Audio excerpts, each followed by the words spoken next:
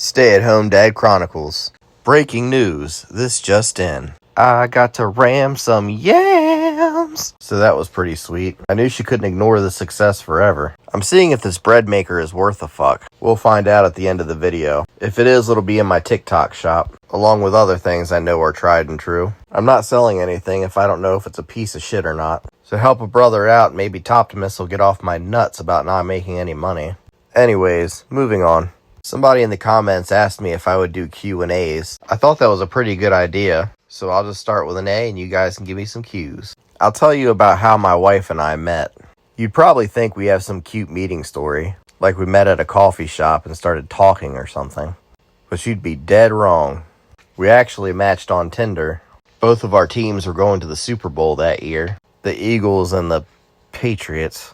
You already know who won. She's such a Tom Brady simp. So after some flirting and shit talking about football for a few days, she came over to the room I was renting. We watched Blue Mountain State for about 10 minutes before I just started cramming it in her. Kyle! I gotta tell him the truth. I was a lot better looking back then. Anyways, it was just supposed to be a smash and dash is what I'm saying. We talked and laughed all night and she ended up staying over. Then I woke up the next morning to some A1 neck. That's how they get you, boys. Don't fall for that. She had just gotten out of a marriage from an abusive alcoholic. And I had just ended a super toxic on and off long-term relationship for good. I guess trauma can bring two people together just as well as anything else. It's funny that way. It's currently 2 a.m. and the baby's crying, so I'm going to take care of that real quick. Okay, I'm back. So about a week after the Super Bowl, I found my roommate dead in his room. He was an older gentleman in his late 50s and practically immobile.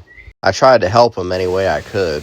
Like I'd help him with his laundry and grab whatever he needed on my way home from work. Looking back on it now, I probably should have called adult social services. But back then, to me, it just seemed like an overstep. And I've always been a mind the business that pays you kind of guy. But I really felt bad for the man. His family had basically just left him there to rot. But if we're being realistic, he was way too far gone before I even got there. He was about 500 pounds and couldn't use one of his legs.